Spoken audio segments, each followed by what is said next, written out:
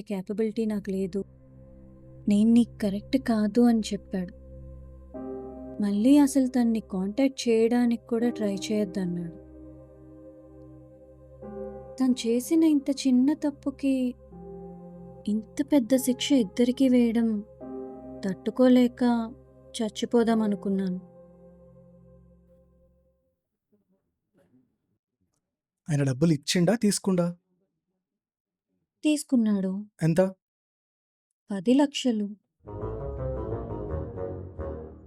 హ్మ్. డబ్బులు వెనక్కి తిరిగి ఇవ్వకపోగా మళ్ళసలు నిన్నే ఫోను చేయొద్దన్నాడా? ఆ! అవును. డబ్బులెప్పుడిచ్చినావు? ఎన్ని సార్లిచ్చినావు? మొన్న మార్చ్‌లో 5,00,000 ఇచ్చాను. హ్మ్. తర్వాత ఏప్రిల్‌లో 5,00,000 ఇచ్చాను. మళ్ళీ అడిగాడు.